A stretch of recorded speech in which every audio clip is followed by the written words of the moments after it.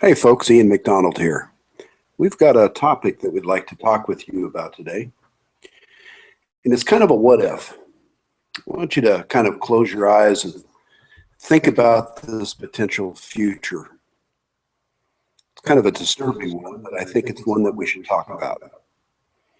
So let's say it's a Tuesday morning, bright blue sky, a little bit like what we saw that day on September 11th, except for this time, instead of an aircraft, we have a missile coming to the United States.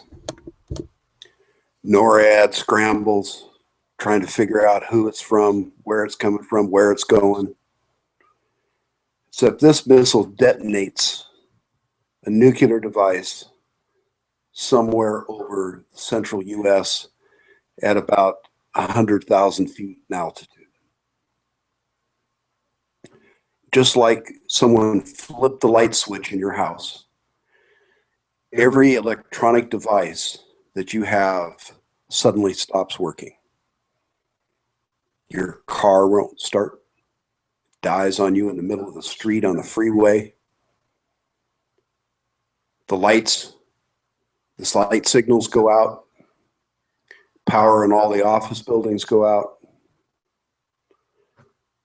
We've got a major disaster starting. Suddenly, everything that we know about life has changed. There is no telephones, there is no TV, there is no radio. You turn on the faucet in your house and the water doesn't run. There is no power. There's no water supplying the sewer system. You can't go to the store and use that plastic money that you've got sitting in your wallet. None of it works. What you have to survive with is the food that you have in your pantry, the food in your refrigerator spoiling by the second. You have a limited supply of medicine. You can't go to the store and get more. Quickly, the shelves are being cleaned out by looters. Everything that you know suddenly changes. How are you going to survive? How are you going to feed your family? Those critical medicines that you've depended on for years, for that thyroid condition, that diabetes that you have, suddenly you have a finite amount of that medicine. For some people, that's a death sentence right there. Kind of a scary thought, isn't it? So we're going to talk a little bit about that today.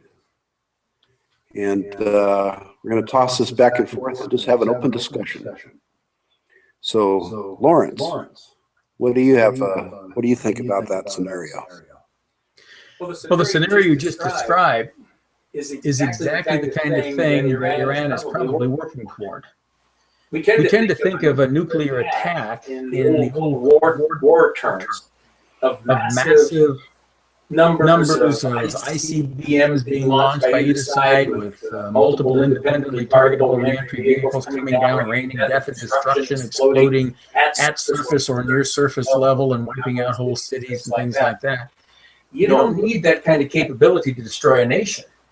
A single bomb, and this has been shown technically viable, a single bomb detonated at the right location and the right altitude can create such an electromagnetic pulse that it would basically fry our electronic grid, our electricity grid, knocking out some of the major components of that grid. And we don't stock enough of those components to be able to replace them. We would be able to replace a few, but to replace all of them would take years because they'll literally have to be built. And what Ian was talking about, the kind of consequences, well, how does that affect water? Well, water is pumped to our houses, and those pumps need power. So all of those things can happen. Think about the water available to you. The water available to you is pretty much whatever might be running down the gutter and whatever you have left over in your hot water heater. These kinds of things can happen. Now, obviously, this is something that can happen. This is not the subject of some kind of a science fiction movie. This is real. This is provable technology, and it is available to our enemies, even an enemy like a nuclear Iran or North Korea. They can do it. Now, North Korea already has nuclear weapons, and they're developing long enough range missiles to be able to deliver a missile to us to accomplish that. Iran is working on both of those, and that's why these negotiations that are going on now are so critical to our future. It is absolutely vital to us to make sure that we ensure that Iran never ever becomes a nuclear power, because they are an avowed enemy of ours, and Israel and pretty much anybody else as a kafir, which is a non-believer in Islam. Now, such a missile could reach the United States from either of these locations in about a half an hour, give or take a little bit. That would give us very, very little warning. And before we even knew what happened, people knew what would happen, it would already strike. So it seems to me that the thing that we need to do, knowing this, we've talked about kind of a conceptual, we need to engage in a conceptual reverse engineering. Here is a fate that could happen to us. How do we prevent it? What do we need to do now to make sure that this doesn't happen 10 years from now, 5 years from now, 3 years from now? And that's some of the things I'd like for us to kind of throw back and forth here. And one of the things we absolutely have to make sure of is that Iran never, ever becomes nuclear or even comes close. And that means not only stopping their ability to create their own weapons, we know that they are dealing with North Korea. And that North Korea has the capability of making these weapons because they already have. So it's not just enough to stop Iran's ability to make their own weapons. It also means stopping Iran's ability to get these weapons from somebody else. This absolutely has to happen. We can't even play a little bit fast and loose with this prospect. We have to shut it down completely. And the Obama administration, in my opinion, is not coming anywhere close to doing that.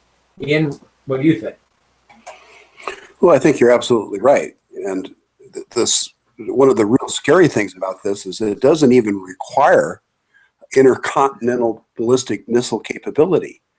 Now, we can modify the scenario a little bit more. A tanker ship has been sailing at sea with a cargo headed for New York Harbor. Well, a Scud missile has a range of just under 1,000 miles, I believe, depending on the generation and all those kind of things. Well, a Scud missile could be fired out of the hold of a ship. It doesn't even have to be able to reach across intercontinental an intercontinental scenario like the old traditional Cold War thinking. These missiles could literally be fired out of a ship, the same way that we would fire one from a submarine, except on a surface ship. And then the interesting thing about it is we are probably giving Iran more money than it would take to harden our entire electric grid. I heard, literally under a couple $1 billion, we could harden the American electric grid. That would go a long ways towards our defense. The information that I have researched is the estimates of the death toll in an attack like this would exceed 1 million people in the first year, to those losses of medical conditions, for example, loss of ventilators, loss of hospital equipment, because the hospital, backup generators would no longer work. Within a matter of years, 10 years, for example, 100 million people could be dead. A third of the entire U.S. population. The other 2/3 would be living in the dark ages. It would be as if we were suddenly teleported back to 1920 or the late 1800s. That old 57 Chevy in the backyard may run, but that 2015 Nissan that you've got, or that 2014 Cadillac would no longer run. It's a really scary scenario in my mind. There's things that we could obviously do to harden our country against this kind of attack. And this is precisely the type of attack that I think a country like Iran and North Korea would use on us, because they don't have a chance in hell in defeating us military against military. But they could knock us back into the Stone Age real quick. Think of how dependent you are on all those electronic devices that you have. Most people can't exist without their cell phone for a half an hour. Most people throw a tizzy fit, including myself, when the internet goes out. Suddenly, all of that would be a thing of the past, and it would take years to get it all back. So, I think that we need to prepare for this type of a scenario on a defensive level for the country. And there is nothing that our government does that's more important than defending the people. So harden the country, and we as citizens daily are losing skills that we need to survive in any kind of a scenario like this. How many of you have ever hunted for food? How many of you have ever fished? How many of you have ever tried to supply water for your family when there is none? How would you filter that water? How about food? Got any seeds? Do you know how to plant? How are you going to get water to your plants? Livestock? How are you going to take care of your livestock? Unless you plan on eating Fido, you need to think about these kind of things. And this isn't some abstract, wacko, right-wing, prepper, nutcase stuff. This is stuff that we all took for granted because everybody knew how to do it a century ago. Everybody hunted for food. Everybody fished. Everybody had a garden in the backyard. Nobody had any money. So they traded their skills for other things. It was a bartering economy. We need to start thinking about all this stuff, because the results, if we don't, are pretty frightening. I'd like to tie together a couple of points that you made there. You made a reference to that maybe in 10 years we might see 100 million dead. Now, the population of the United States right now is about 320 million. That's about 1 out of every 3 Americans will be dead 10 years from now. And some of you may be thinking, oh, come on, that's ridiculous. Is it? Think about what Ian was just talking about. How many of you are in a position that if we took you right now and dropped you out in the middle of some vast wilderness area, how many of you would still be alive 6 months from now? How many of you have the skills to do that? These are lost talents anymore that Ian was talking about. Would you know how to get water? How do you know how to make it so that it's drinkable? So that it's fresh enough, you won't get some disease. You won't have any medicines to take care of you. You know how to hunt, you know how to fish, you know how to farm, you know how to do all these things. And what about most of us live in cities now? There'll be marauders. There'll be gangs going around stealing what you have unless you're in a position to defend it. So this estimate of 100 million is not all that outrageous, especially when you consider that just death from dehydration, death from infections are going to wipe out millions and millions of people over a period of time. So yes, this is a very, very real possibility. And like I said, if you doubt that, imagine what if you were dropped in the middle of a wilderness area, or out in the middle of the desert, or out in the middle of some vast forest. How many of you think you would really be alive 6 months from now? And if you do, you're probably a fool. You're probably mistaken, because you don't have those skills. Unless you're in the military, unless you have a prepper background, unless you're a farmer, something like that. So now the question is, this obviously is something we have to avoid. How do we avoid it? Well, we have to be very frank and realistic about who our enemies are, especially the ones that are crazy enough to pull something like this off. Iran is definitely crazy enough to pull something like this off. They have this Islamic nature, this essence of Islam, which leads them to believe that Allah is going to protect them and guarantee their success, ultimately. So no matter what they do, They could spit in the face of the giant won't be able to do anything until because Allah is the biggest giant there is, and he's going to protect them. North Korea has a similar sense of destiny, not so much religiously based, but they're pretty crazy too. You look at the people who run North Korea for decades now, they're JPN, just plain nuts.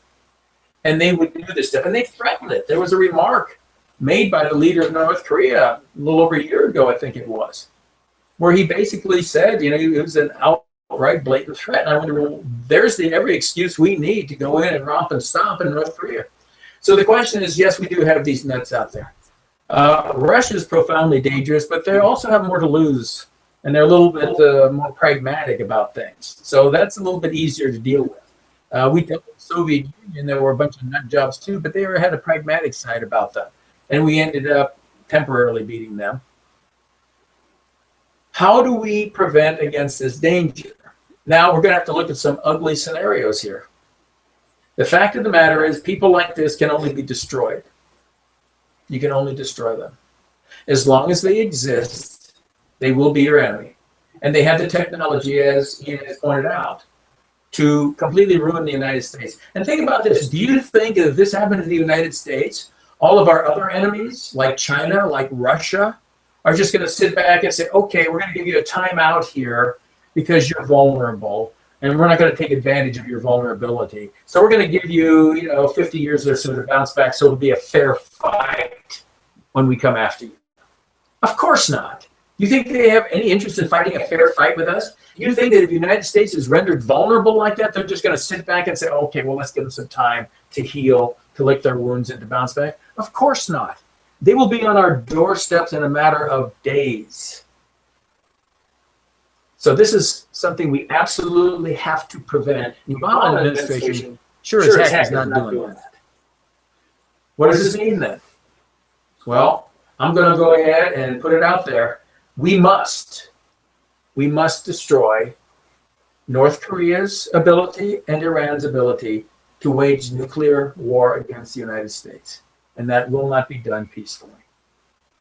We must go into these nations. We must bomb the hell out of them. We must destroy their capability to wreak nuclear jihad against other nations, including us, including Israel, and everybody else. Because you see, especially, let's just talk about Iran for a little bit. Muslims see things very clearly. It's a very dualistic world. There's us and there's them. Us are called Muslims. Them are called kafirs. A kafir is sometimes translated as unbeliever or an infidel. Actually, kafir is like the vilest insult you can think of. It's like the N-word on steroids. And that's how they see us. And if you are a kafir, anything can be done to you as long as it can be seen as justifying the interest of Islam. There is no thou shalt not do this and thou shalt do that. It's entirely a dualistic world. And you are authorized. You can do anything to a kafir. So, that being the case, these are sworn enemies, and they will be as long as Islam is around. And to entertain the notion of a nuclear Islamic nation is a death sentence to the United States, to Israel, to most of Europe, all of the world. See, they will not stop. Their goal is the entire Islamization of the entire world. So what are you going to do? You have to stop. You have to stop them in their tracks. You cannot allow a nuclear Islamic nation. So how is she going to do this? You got to physically destroy their capability of doing that, and you got to do the same thing with North Korea. And people say, "Oh my goodness, this means war." What's the alternative? Wait around until what Ian described takes place? Of course it's war. You think what's going on out there now is not? The only difference is my war will be over in a matter of weeks. This war has been going on for decades, and it will continue to go on for decades until we end up losing it. There's your choice, ladies and gentlemen. It's not peace or war. It's the war that's been going on for decades and accomplishing nothing, or a quick war that accomplishes something, and then peace. You know, one of the great philosophers of war was a German named Clausewitz. And he made an interesting comment. He said, the morality of war lies in its brevity. In other words, hopefully you don't have to fight a war. And if you've got smart national leaders who know how to play the game, and Obama definitely is not one of these, they will engineer you, maneuver you into a position where you do not have to resort to war. But when you've got idiots and incompetents running the show, then you will find yourself in a situation where you will either fight or lose, give up everything. Well, once you find yourself in a situation where you do need to fight a war, then the only morality in war is in its brevity. In other words, get in, win it, get out, be done with it, and move on, and try not to make the same mistakes in the past that you made that got you in that situation in the first place. So people might say, Hedron, what you're talking about is war against North Korea, war against Iran. I would answer, what we have now is war, and we're losing it. So do you want to keep fighting the losing war, or do you want to fight a quick, short one with a genuine military objective, win it, and be done? That is a very, very good point. And what it comes down to is we have the opportunity to stop it before it happens with that dirty word called a preemptive war. And so what justifies a preemptive war? It's kind of a deep subject. Now, the concept of when the idea of preemptive war started coming about after 9/11 was that if we know that they're going to attack us, but they haven't yet, so technically you don't have justification to attack, that knowledge is justification enough. These people have told us what they're going to do to us. They've told us that they're going to destroy us. They've told us that they're going to wipe Israel off the map. So let's say that they carry that out. They attack Israel. Israel tries to respond.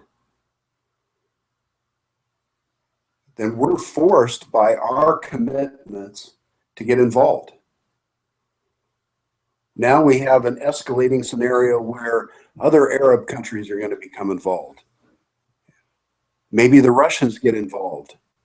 Maybe the Chinese get involved. Then we're talking about a major world war that we probably can't win.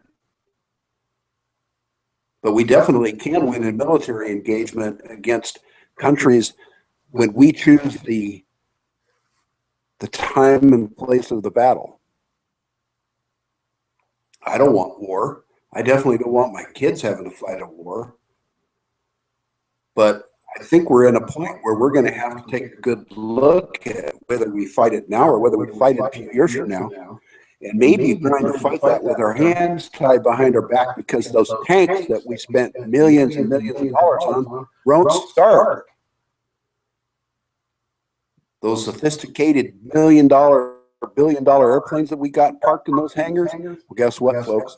They may not fire up either because they're full of advanced electronics. Some of it's hardened, yes. But we've got a scenario here that could potentially end this country as we know it. And it can happen far easier than we're willing to even think about. And what's even, let's take this a step further. We have a government that is unwilling to take the steps necessary to protect the American people. Now, whether or not this happens within the next election cycle is unknown. It could. But you as a population, you as the people of this country had better start taking some steps to prepare you yourself and your family for that type of a scenario. You got an extra supply of food? It doesn't even have to be a disaster like that. It could be a tornado. It could be an earthquake. It could be a major fire. You are irresponsible as an adult if you do not plan and prepare for a disastrous situation that your family could be confronted with, you are irresponsible for not planning that out. Do you have extra water? Do you have extra food? Do you have those skills? Do you have ammunition? Do you even have a gun? Those roving bands of marauders and gangs that Lawrence was talking about, that's real, folks. Because I'll tell you what, there's no motivation that I have seen that's more motivating than hunger and basic survival of yourself and your family. You think these people are mean and evil now? Wait till they're hungry. So, yeah, you better start thinking about that stuff. It's an ugly, ugly scenario. And you as an adult are irresponsible if you don't plan for it. You got first aid supplies?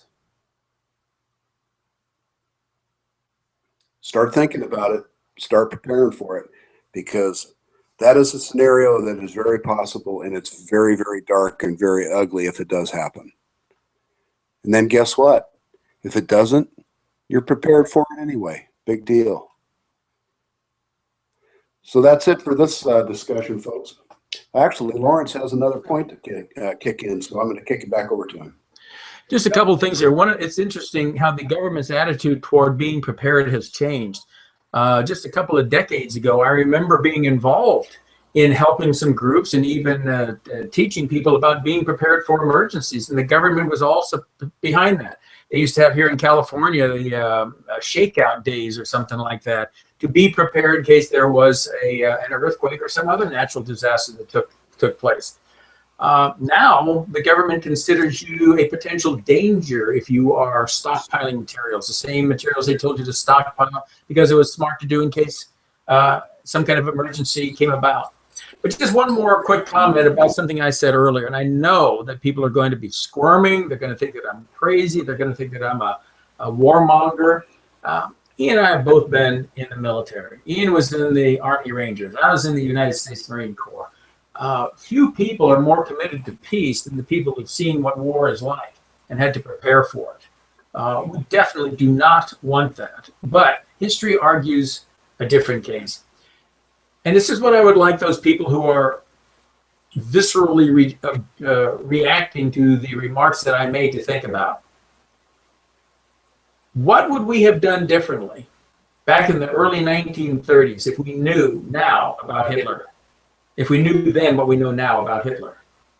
We would have done things entirely differently, wouldn't we? We never would have let him move into the Rhineland and militarize the Rhineland. We never would have allowed the Anschluss or union with Austria. We never would have allowed him to go into the Sudetenland, the western part of Czechoslovakia. We never would have allowed him to take over the rest of Czechoslovakia. And all of these things happened before the Polish invasion. Now, if we had had to stop Hitler with violence, wouldn't you have, in 1935?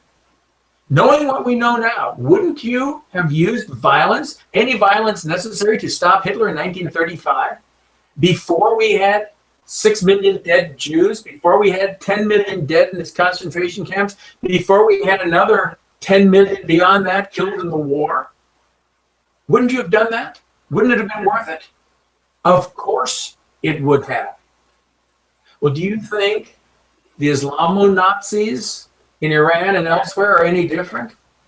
Do you think the North Korean Nazis are any different? No, they're not. So when are we going to learn from our history? Remember the old saying, those people who don't learn from their history are doomed to repeat it. We have been given a plan time and time and time and time again throughout history of what the conquering mentality will do. And it is not a limited mentality. It will attack and attack and attack. And it has no ethics other than to win. So if my recommendation to stop Iran and stop North Korea now sounds extreme to you, well, I'm sure Churchill's recommendation to stop Hitler back in 1935 sounded very, very extreme at the time. In fact, I know it did. Churchill basically painted himself in a political corner. He was a political pariah in the time until his wisdom was realized and they made him the leader of Great Britain because he had Hitler pegged from the beginning. Hitler was not unique. There's Hitlers all over the place. And they're certainly in control in North Korea and Iran and other places as well. If we don't stop them now in 1935, we're going to have to be fighting them in 1940. Those are your choices. Don't like it? Neither do I. But the alternative we started with when Ian opened this program is far worse. And as I said, it's not just a matter of losing 100 million people over 10 years as all the electricity goes out and all the consequences flow from that. It's going to be a matter of all the wolves that are drooling, waiting for the opportunity to see a weak America. When that opportunity is realized, they will be at our doorstep. Is that what you want? Obviously not. We need to stop it now. And the current political leadership in this country, not just the Obama administration, but the Democrats and Republicans, are far too pusillanimous and unwise to be worthy of our support. The American people deserve better.